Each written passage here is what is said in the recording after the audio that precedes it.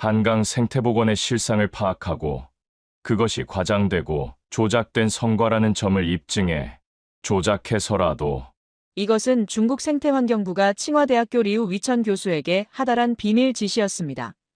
2025년 겨울 한국의 생태복원 정책이 유엔과 WHO로부터 세계 모범 사례로 인정받자 중국 정부는 긴급대책회의를 소집했어요. 아시아 환경정책의 주도권을 한국에게 내줄 수 없다는 판단하에 한강의 성과를 폄하할 국제적 여론 조작 계획이 수립된 겁니다. 하지만 서울에 파견된 리우 교수는 예상치 못한 현실과 마주하게 됩니다. 조작하러 온 그가 발견한 건 조작이 불가능한 진실들이었어요. 밤섬의 원앙구에 시민들의 자발적 생태 모니터링, 도심에 나타난 흰 꼬리수리의 장엄한 비상까지. 결국 그는 CNN 카메라 앞에서 모든 것을 고백하며 나는 조작하러 왔지만 조작할 수 없는 것들을 만났다고 증언했습니다. 한 중국 학자의 양심적 고백이 어떻게 국제사회를 뒤흔들고 그 자신의 인생까지 완전히 바꿔놓았을까요? 정치적 음모로 시작된 이야기가 어떻게 진실과 회복의 서사로 변해갔는지 그 놀라운 전말을 지금 바로 알아보겠습니다. 잠깐만요. 혹시 지금 어디서 듣고 계신가요? 구독과 좋아요 미리 눌러주시면 건강하고 행복한 기운 듬뿍 받으실 거예요. 베이징의 겨울은 언제나 잿빛이었습니다. 저는 칭화대학교에서 생태환경부 청사로 향하는 택시 안에서 검은 코트의 단추를 다시 한번 확인했어요. 왼쪽 손목의 낡은 시계가 오후 3시 30분을 가리키고 있었습니다. 얇은 테 안경 너머로 보이는 창밖 풍경은 여전히 스모그로 뒤덮여 있었어요. 이런 날씨에 생태복원을 논한다는 게 참 아이러니했습니다. 부의 지하 2층 회의실에 들어서니 오관 국장이 이미 자리에 앉아 있었어요. 검은 정장에 금태 안경을 쓴 그는 제가 들어서자 고개를 끄덕였습니다. 리우 교수님, 앉으세요. 목소리는 평온했지만 그 속에 담긴 무게를 저는 충분히 알고 있었어요. 탁자 위에는 두꺼운 파일 폴더가 놓여 있었습니다. 한강 생태복원 프로젝트 현황이라고 적힌 표지를 보며 속으로 쓴웃음을 지었어요. 오관 국장이 파일을 넘기며 말했습니다. 한국이 최근 몇 년간 국제환경기구들로부터 받고 있는 찬사를 보셨을 겁니다. 특히 한강 생태복원 사례가 유엔과 WHO에서 모범 사례로 거론되고 있죠. 저는 고개를 끄덕였어요. 실제로 학술지를 통해 관련 논문들을 여러 차례 본 적이 있었거든요. 문제는 이것이 우리에게 불리하다는 점입니다. 오관 국장의 목소리에 차가운 기운이 섞였어요. 아시아에서 생태 선진국 이미지는 중국이 가져가야 할 타이틀입니다. 한국이 이대로 계속 주목받는다면 향후 아시아 환경 정책의 주도권에서 밀릴 수밖에 없어요. 저는 침묵으로 답했습니다. 이미 예상했던 이야기였거든요. 교수님의 임무는 간단합니다. 한강 생태복원의 실상을 파악하고 그것이 과장되고 조작된 성과라는 점을 입증해 주세요.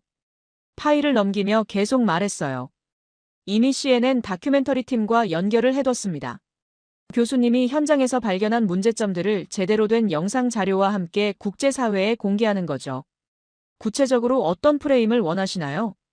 제 질문에 오관 국장이 미소를 지었어요. 지방정부 주도의 홍보성 복원, 실제 생태계 개선 효과 미미, 시민 참여는 연출된 이벤트 수준. 이 정도면 충분할 겁니다.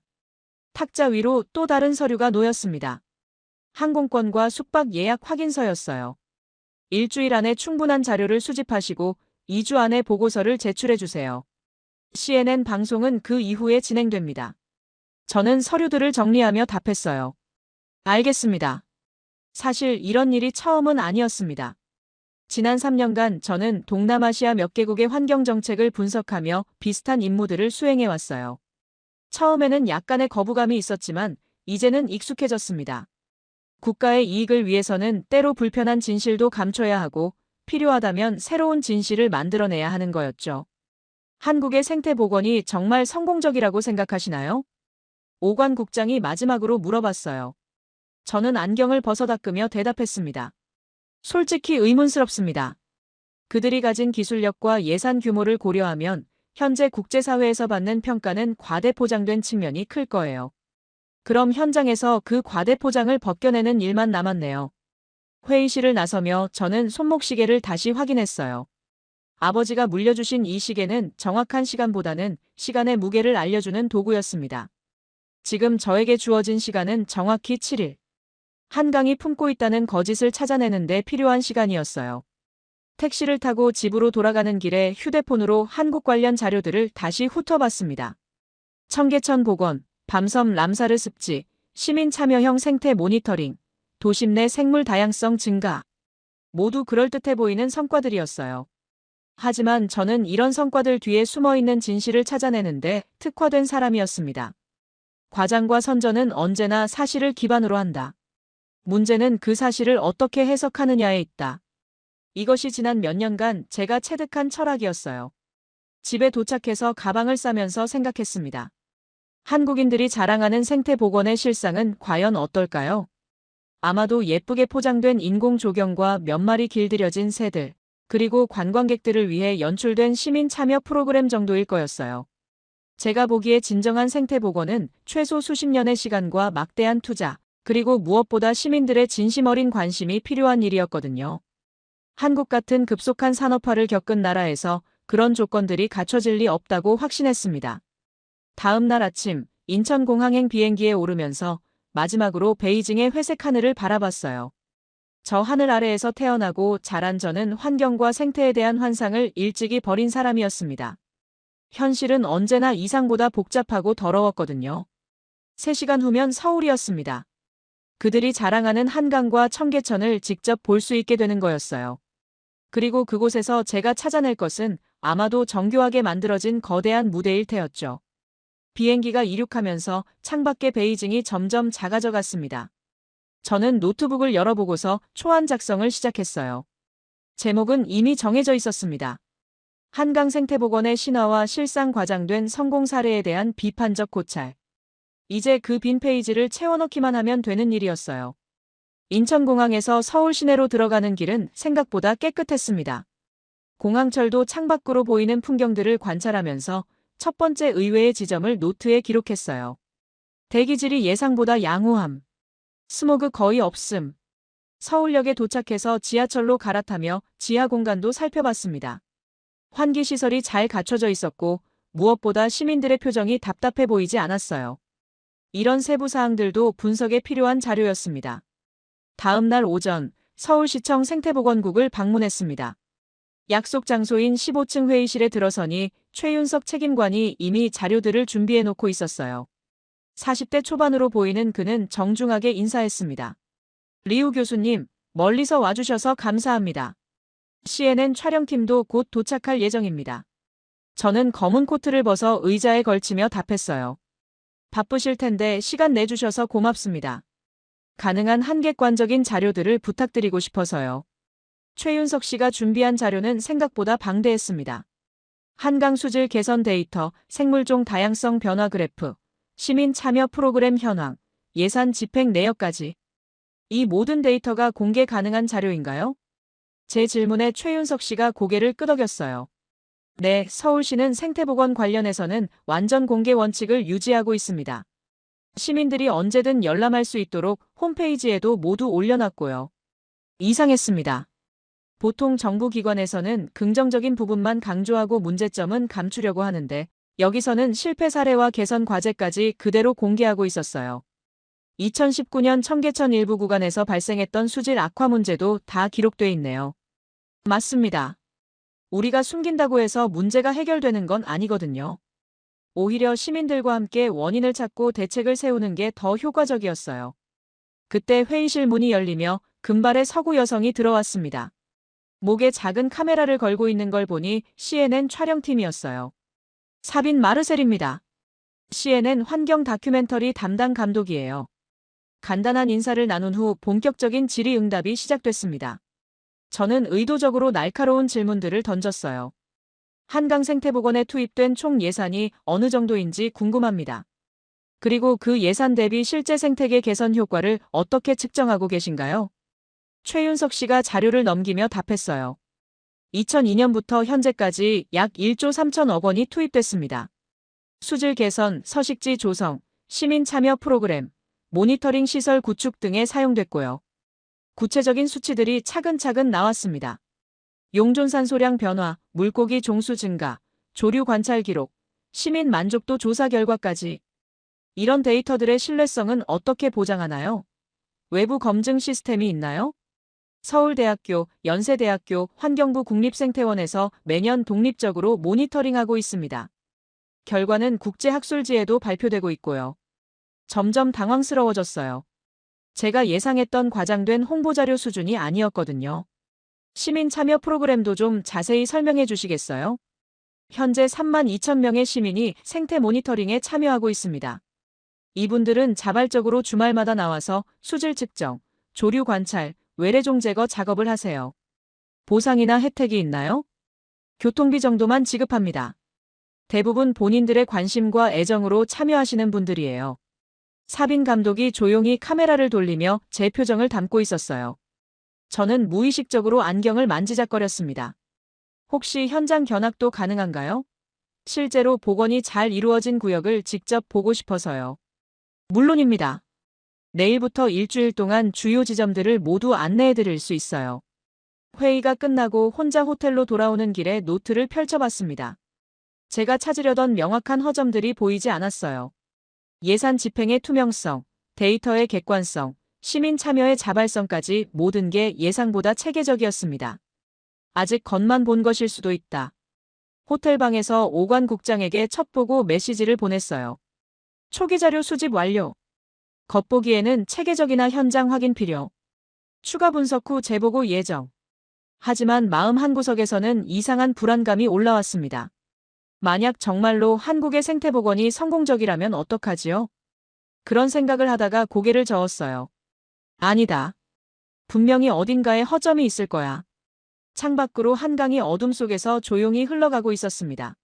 내일이면 그 강의 실제 모습을 직접 볼 수 있을 거였어요. 그때 제가 찾아낼 것은 분명히 정교하게 연출된 무대일 테였습니다. 휴대폰에서 위챗 메시지가 울렸어요. 오관 국장이었습니다. 너무 완벽해 보이면 더 수상한 거야. 완벽한 시스템은 존재하지 않거든. 조금 더 깊이 파보라고. 저는 메시지를 확인 표시만 하고 답장하지 않았습니다. 손목시계를 보니 밤 11시였어요. 내일부터는 본격적인 현장 조사가 시작될 거였습니다. 그곳에서 제가 찾게 될 진실은 무엇일까요? 다음 날 아침, 최윤석 씨와 사빈 감독과 함께 밤섬 생태조망대로 향했습니다. 지하철 5호선을 타고 여의도역에서 내리는 길에 최윤석 씨가 설명했어요. 밤섬은 2012년 람사르 협약 습지로 지정됐습니다. 도심 한복판에서 이런 국제 인증을 받은 건 매우 드문 일이죠. 람사르 습지 지정 과정에서 특별한 로비나 정치적 개입은 없었나요? 제 질문에 최윤석 씨가 잠시 멈춰서 저를 바라봤어요. 교수님, 람사르 협약은 유엔 산하기구에서 엄격한 생태학적 기준으로 심사합니다. 로비로 어떻게 할 수 있는 성질의 것이 아니에요. 사빈 감독이 조용히 이 장면을 촬영하고 있었습니다. 밤섬 조망대에 도착하니 벌써 시민들이 몇 명 와 있었어요. 망원경과 쌍안경을 들고 물 위를 관찰하고 있었습니다. 저분들은 누구인가요? 시민생태감시단 분들이에요. 매주 정기적으로 나와서 조류 서식 현황을 기록하시죠. 60대로 보이는 한 남성이 저희를 보고 다가왔어요. 안녕하세요. 저는 이곳에서 5년째 새 관찰을 하고 있는 박정수라고 합니다. 시민자원봉사자시군요. 네. 퇴직 후에 시간도 있고 무엇보다 이 일이 재미있어서요. 박정수 씨가 망원경을 제 쪽으로 돌려줬어요. 한번 보세요. 저기 원앙 한 쌍이 있어요. 망원경을 들여다보는 순간 놀랐습니다.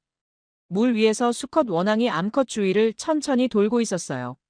수컷이 고개를 물속에 넣었다가 다시 들어올리면서 부리를 털었습니다. 그러자 암컷도 같은 동작을 따라했어요.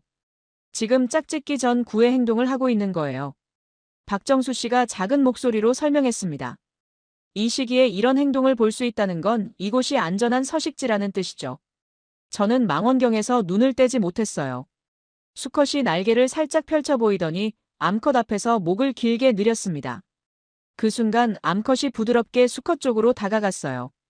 두 마리가 나란히 떠 있는 모습이 마치 하나의 완벽한 그림 같았습니다. 이런 장면은 연출할 수 있는 건가요? 제가 무의식적으로 중얼거린 말을 박정수 씨가 들었어요. 원앙은 야생 조류 중에서도 특히 예민한 종이에요. 사람이 조금이라도 개입하면 바로 도망가죠. 제 머릿속이 복잡해지기 시작했습니다. 교수님, 어떠세요? 최윤석 씨가 물어봤어요. 저는 망원경에서 눈을 떼며 답했습니다. 예상보다 자연스럽네요. 사빈 감독이 제 표정을 자세히 담고 있는 게 보였어요. 조망대에서 나와 한강 산책로를 걸으며 최윤석 씨가 계속 설명했습니다. 밤섬 복원은 사실 의도한 게 아니었어요.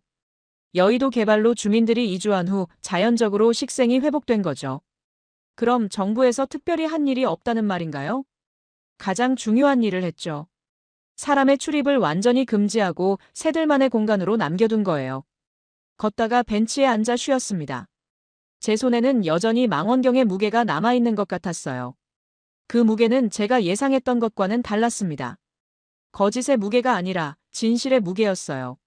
사빈 씨는 어떻게 생각하세요? 처음으로 사빈 감독에게 말을 걸어봤습니다. 그녀가 카메라를 내리며 답했어요. 솔직히 말하면 저도 처음에는 회의적이었어요. 하지만 방금 본 원앙 장면은 연출할 수 없는 거죠. 제가 가져온 노트북을 열어 오늘 본 것들을 정리하기 시작했어요. 밤섬 현황 자연 복원된 습지, 람사르 습지 인증, 시민 자원봉사자들의 정기적 모니터링, 야생 조류의 자연적 번식 행동 관찰됨. 타이핑을 하다가 손이 멈췄습니다. 원앙의 구애 장면이 자꾸 머릿속에 떠올랐어요. 그 순간만큼은 어떤 인위적인 개입도 정치적 계산도 없었습니다.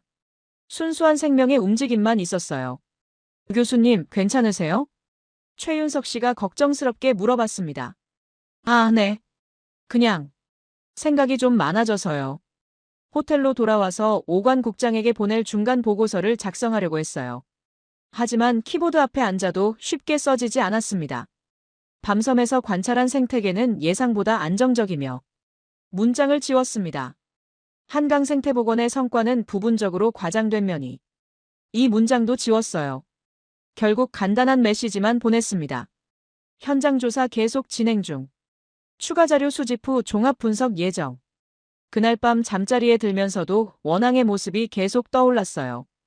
제가 지금까지 믿어왔던 모든 것들이 조금씩 흔들리기 시작했습니다. 만약 정말로 한국의 생태복원이 진정성을 바탕으로 한 것이라면, 만약 제가 찾고 있는 거짓이 애초에 존재하지 않는 것이라면, 그런 생각들이 머릿속을 복잡하게 만들었어요. 창밖으로 한강이 여전히 흐르고 있었습니다. 그 강물 속에도 수많은 생명들이 살아 숨쉬고 있을 거였어요. 내일은 더 많은 현장을 보게 될 것입니다. 그곳에서 제가 마주하게 될 진실은 무엇일까요? 손목시계를 보니 자정이 넘어가고 있었어요. 아버지가 물려주신 이 시계는 여전히 정확한 시간을 가리키고 있었습니다. 하지만 제 마음속의 시계는 조금씩 다른 시간을 가리키기 시작했어요. 다음 날은 고덕생태공원으로 향했습니다. 지하철 5호선 끝자락에 있는 이곳은 서울 시내에서도 상당히 외곽이었어요. 여기까지 와서 생태 프로그램을 하는 이유가 있나요? 최윤석 씨가 답했습니다. 이곳이 한강하구와 가장 가까운 지점 중 하나예요. 철새들의 주요 이동 경로이기도 하고요. 공원 입구에서 만난 건 예상치 못한 광경이었습니다. 30명 정도의 시민들이 작은 그룹을 나누어 각자 다른 장비들을 들고 있었어요. 저분들은 뭐 하는 분들인가요? 시민 생태감 시단입니다. 매주 토요일마다 수달 서식 흔적을 조사하세요. 수달이라고요? 서울에 수달이 살고 있나요? 네. 2018년부터 한강 하류에서 수달 가족이 관찰되고 있어요. 지금은 개체수가 늘어서 여러 지역에서 발견되고 있습니다. 저는 사빈 감독과 함께 시민감시단에 합류했어요. 팀장 역할을 하는 50대 여성이 저희를 반갑게 맞아주었습니다. 안녕하세요. 저는 3년째 이 일을 하고 있는 김미숙이라고 해요. 어떤 계기로 이런 활동을 시작하게 되셨나요? 처음엔 그냥 산책하려고 왔다가 수달동을 발견한 거예요. 그때부터 호기심이 생겨서 계속 보게 됐죠. 김미숙 씨가 들고 있는 건 낡은 공책이었어요. 펼쳐보니 날짜별로 꼼꼼히 기록된 관찰 일지가 있었습니다. 이 모든 걸 직접 기록하시는 건가요? 네. 수달동이 발견된 위치, 크기, 상태, 주변 환경까지 다 적어요. 전문가들이 나중에 분석할 때 도움이 되거든요. 공책을 넘겨보니 정말 세밀한 기록들이 가득했습니다. 날씨, 수위, 주변 식생, 발견된 먹이 찌꺼기의 종류까지. 대학에서 생물학을 전공하셨나요? 아니에요. 그냥 평범한 주부였어요. 하지만 이 일을 하다 보니 자연스럽게 공부하게 되더라고요. 다른 팀원들도 비슷했어요. 퇴직한 교사, 회사원, 자영업자들이 각자의 전문 장비를 들고 진지하게 조사를 하고 있었습니다. 혹시 시에서 특별한 교육이나 지원을 해주나요? 김미숙 씨가 웃으며 답했어요. 처음에 기본 교육을 받긴 했지만 대부분은 서로 가르쳐가면서 배운 거예요. 인터넷으로 자료도 찾아보고 전문가들한테 질문도 하고. 그때 한 팀원이 흥미진진한 목소리로 외쳤습니다. 여기 신선한 똥이 있어요. 어젯밤에 나온 것 같아요. 모든 사람들이 그쪽으로 몰려갔어요. 정말로 강변 바위 위에 수달 배설물이 있었습니다. 김미숙 씨가 신중하게 사진을 찍고 GPS로 위치를 기록했어요. 이 위치에서 발견된 건 이번이 처음이에요. 수달이 서식 영역을 확장하고 있는 것 같아요. 저는 그 장면을 가만히 지켜봤습니다. 이 사람들은 아무런 보상도 받지 않으면서 매주 토요일을 이런 일에 쓰고 있었어요. 그것도 수년째 지속적으로 말이죠. 최윤석 씨가 저에게 다가와 말했습니다. 이분들이야말로 한강생태복원의 진짜 주인공들이에요. 공무원인 저희는 행정적 지원만 할 뿐이고 실제 현장은 이런 분들이 지켜주시는 거거든요. 사빈 감독이 시민들의 모습을 조용히 담고 있었어요. 그녀의 렌즈는 이제 제게서보다 시민들에게 더 많이 향해 있었습니다. 조사가 끝나고 김미숙 씨와 개별적으로 이야기할 기회가 있었어요. 이런 자원봉사를 계속하시는 원동력이 뭔가요? 김미숙 씨가 잠시 생각하더니 답했습니다. 처음엔 호기심이었는데 지금은 책임감이에요. 내가 안 하면 누가 하겠어요? 수다리들은 말을 할 수 없잖아요. 가족들은 뭐라고 하세요? 처음엔 이상하게 봤죠. 왜 쓸데없는 일에 시간을 낭비하느냐고. 하지만 이제는 응원해줘요. 특히 손주들이 할머니가 하는 일을 자랑스러워해요. 김미숙 씨의 눈빛에서 진심을 읽을 수 있었어요. 혹시 정부에서 이런 활동을 중단하라고 하면 어떻게 하시겠어요? 그래도 계속할 거예요. 이미 제 생활의 일부가 됐거든요. 그 답변을 들으며 가슴 한구석이 먹먹해졌습니다. 호텔로 돌아와서 노트북 앞에 앉았어요. 오늘 본 것들을 정리하려고 했지만 쉽지 않았습니다. 시민들의 자발적 참여는 문장이 막혔어요. 제가 찾고 있던 조작된 시민 참여는 어디에도 없었습니다. 대신 진짜 관심과 애정으로 뭉친 사람들이 있었어요. 휴대폰에 오관 국장의 메시지가 도착했습니다. 보고서 초안이라도 보내줘. 상부에서 진행 상황을 묻고 있어. 저는 한참을 망설이다가 답장을 보냈어요. 조금 더 시간이 필요합니다. 예상보다 복잡한 양상이에요. 뭐가 복잡해? 그냥 문제점을 찾아서 부각시키면 되는 일 아냐? 그 문제점이라는 게 잘 보이지 않습니다. 메시지를 보낸 후 휴대폰을 꺼버렸어요. 창밖으로 한강이 보였습니다. 저 강물 속 어딘가에서 수달 가족이 평화롭게 살아가고 있을 거였어요. 그리고 매주 토요일마다 김미숙 씨 같은 사람들이 그들을 지키고 있을 거였습니다. 아무런 보상도 없이 순전히 자발적인 마음으로 말이에요.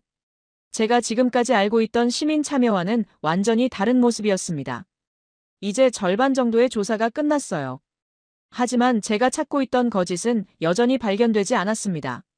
오히려 진실들만 계속 쌓여가고 있었어요. 호텔 방에서 노트북 화면을 바라본 지 벌써 3시간이 지났습니다. 중간 보고서 마감이 내일까지였는데 한 줄도 제대로 쓰지 못하고 있었어요.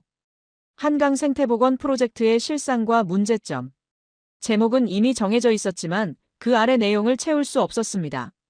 지난 며칠간 본 것들이 머릿속에서 계속 맴돌았어요. 밤섬의 원앙, 시민들의 자발적 참여, 투명하게 공개된 모든 데이터들.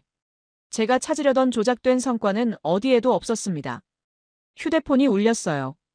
오관 국장이었습니다. 리우 교수님, 보고서는 언제 받을 수 있나요? 조금만 더 시간을 주세요. 예상보다 자료 분석이 복잡해서. 뭐가 그렇게 복잡해요? 처음 계획대로 진행하면 되는 거 아닙니까? 오관 국장의 목소리에 짜증이 섞여 있었어요. 현장 상황이 예상과 다릅니다. 다르다는 게 무슨 뜻이죠? 저는 잠시 망설였습니다. 실제로 생태복원이 잘 이루어지고 있는 것 같습니다. 전화선 너머로 긴 침묵이 흘렀어요. 리우 교수님, 혹시 현지에서 무슨 로비나 회유를 받은 건 아니죠? 그런 건 전혀 없습니다. 단지 객관적 사실을 보고하는 것뿐이에요. 객관적 사실? 처음 인물을 잊으신 건 아니겠죠? 오관 국장의 목소리가 차갑게 변했어요. 한국이 이대로 가면 향후 아시아 환경 정책의 주도권에서 중국이 밀립니다.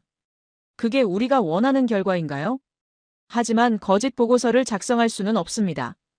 거짓이 아니라 관점의 차이예요. 같은 사실도 어떻게 해석하느냐에 따라 달라지는 거 아닙니까? 전화를 끊고 나서 머리가 복잡했어요. 제가 지금까지 해왔던 일들이 과연 옳았을까요? 다른 나라의 환경 정책을 폄하하기 위해 사실을 왜곡하는 것이 정말 정당한 일이었을까요? 노트북 화면으로 돌아갔어요. 빈 문서가 저를 바라보고 있었습니다. 한강 생태복원은 표면적 성과에 불과하며 타이핑을 하다가 지웠어요. 시민 참여 프로그램은 홍보용 이벤트 성격이 강하고 이 문장도 지웠습니다. 김미숙 씨의 낡은 관찰 일지가 떠올랐거든요.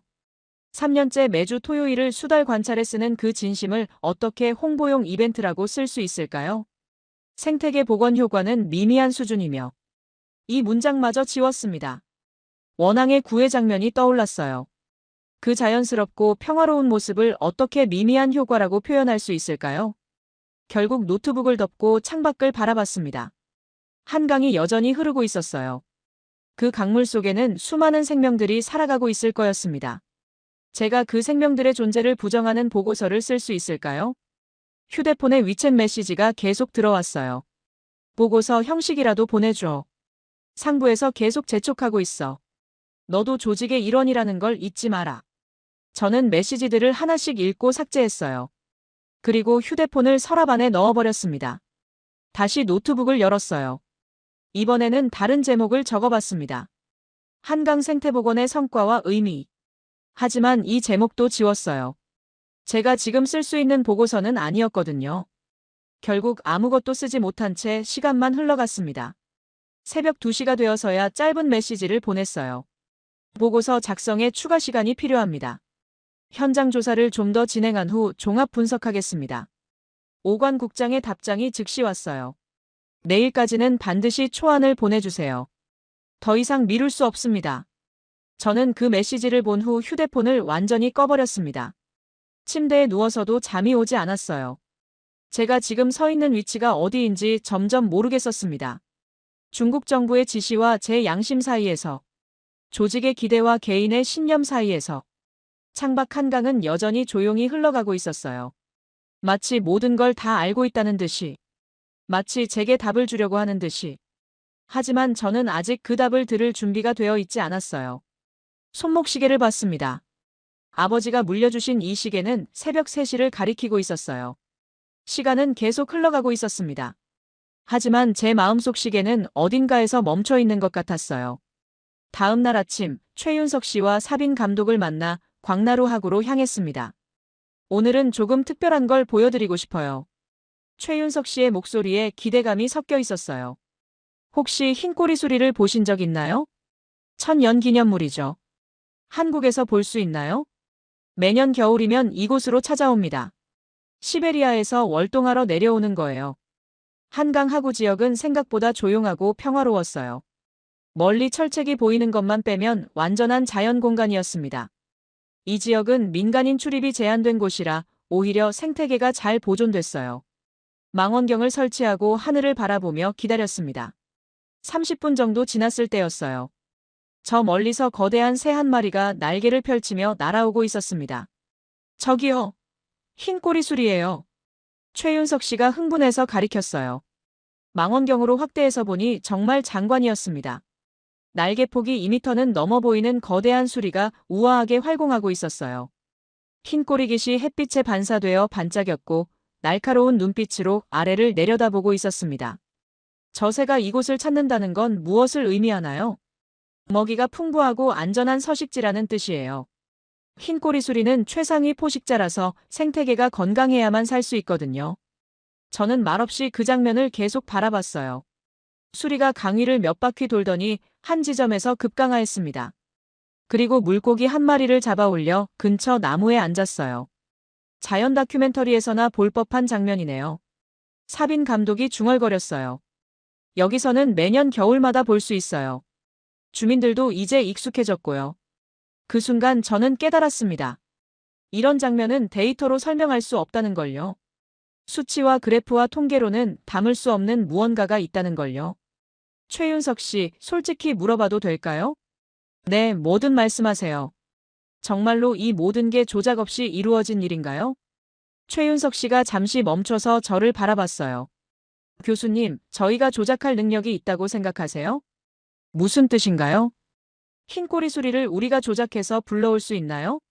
수달이 한강에 정착하도록 우리가 조작할 수 있고요. 원앙이 짝짓기 하도록 연출할 수 있나요? 최윤석 씨의 목소리에 진심이 담겨 있었어요. 우린 조작할 능력도 이유도 없습니다. 그저 계속 지켜온 거예요. 20년 넘게 꾸준히 조용히 지켜온 거예요.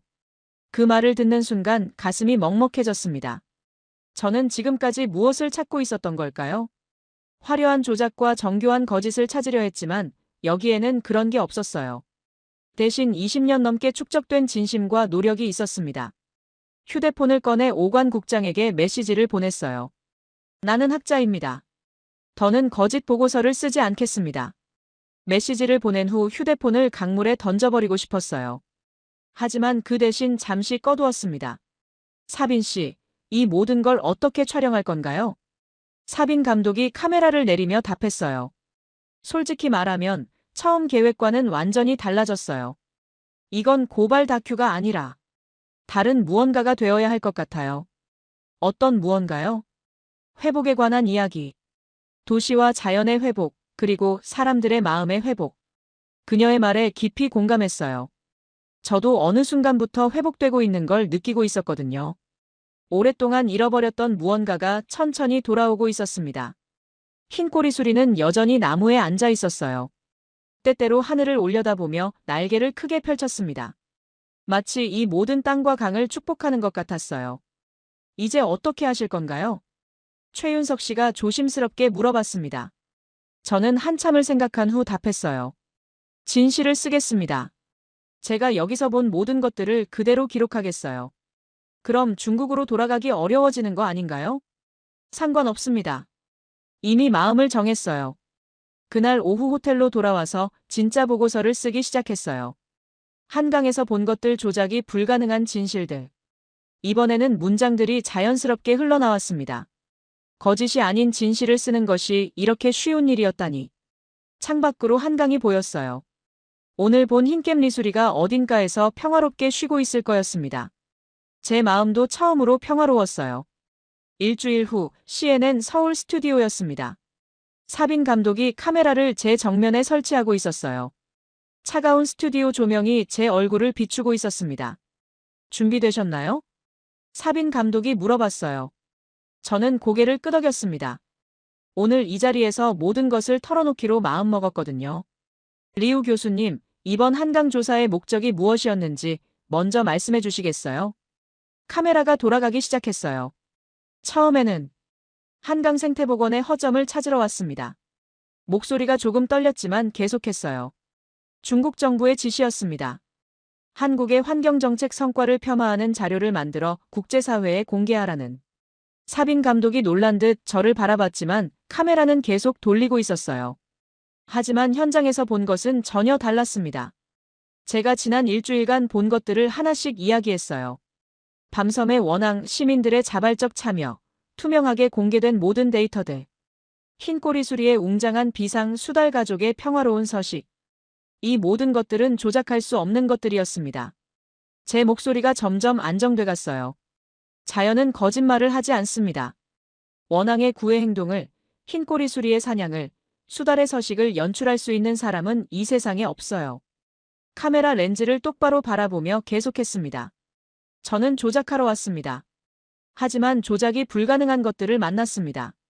사빈 감독이 중간에 질문했어요. 그럼 중국 정부에는 어떤 보고를 하실 건가요? 사실을 보고할 겁니다. 한강 생태복원은 성공적이며 그 성공의 바탕에는 20년 넘게 축적된 시민들의 진심이 있다고요. 그로 인한 후폭풍은 각오하고 계신가요? 저는 잠시 침묵했습니다. 손목에 낡은 시계를 내려다봤어요. 아버지가 물려주신 이 시계처럼 어떤 것들은 시간이 지나도 변하지 않는 가치를 가지고 있었습니다. 저는 생태학자입니다. 정치인이 아니에요. 제 목소리에 확신이 담겨 있었어요. 생태학자는 자연을 관찰하고 기록하고 보고하는 사람입니다. 왜곡하거나 조작하는 사람이 아니에요. 촬영이 끝나고 사빈 감독이 말했어요. 이 영상을 정말 방송할 건가요? 네. 이것이야말로 진짜 다큐멘터리니까요. 며칠 후 CNN에서 저의 인터뷰가 방송됐습니다. 중국 학자의 고백 한강에서 발견한 조작 불가능한 진실들. 제목부터 파격적이었어요. 반응은 즉각적이었습니다. 서구 언론들이 일제히 이 소식을 다뤘고 한국의 생태보건 정책에 대한 재평가가 시작됐어요. 한강의 기적 도시와 자연의 성공적 공존 모델 시민 참여형 생태보건의 세계적 사례. 긍정적인 기사들이 쏟아졌습니다. 하지만 중국에서의 반응은 예상한 대로였어요. 칭화대학교에서는 저를 즉시 해임했고 생태환경부에서는 앞으로 어떤 정부 프로젝트에도 참여할 수 없다고 통보했습니다. 오관 국장에게서 마지막 메시지가 왔어요. 너는 이제 중국으로 돌아올 수 없다. 스스로 선택한 길이니까 후회하지 마라. 저는 그 메시지를 읽고 삭제했습니다. 후회는 없었어요. 오히려 마음이 가벼웠습니다. 처음으로 제 양심에 따라 행동한 기분이었거든요. 서울에서의 마지막 밤, 한강을 따라 걸었어요. 강변에는 여전히 사람들이 산책하고 있었고, 밤섬에서는 새들이 평화롭게 쉬고 있었습니다. 이 모든 것들이 내일도 변함없이 계속될 거였어요. 제가 있든 없든 상관없이 말이죠. 그것이 자연의 힘이었습니다. 사람의 정치적 계산을 뛰어넘는 진실의 힘이었어요. 다음 날, 저는 유럽으로 떠났습니다. 독일의 한 생태연구소에서 제게 자리를 제안했거든요. 우리는 정치적 중립성을 보장합니다. 오직 과학적 진실만을 추구하는 연구자를 원해요. 그곳에서 저는 새로운 시작을 할 수 있을 거였어요. 이번에는 정말로 자연을 위한 연구를요. 독일 프라이부르크, 1년 후였습니다. 작은 생태연구소의 창가 자리에서 저는 매일 논문을 쓰고 있었어요. 제 책상 위에는 이름표가 없었습니다. 그냥 무기명 연구원이라고만 적혀 있었어요. 하지만 저는 그게 좋았습니다.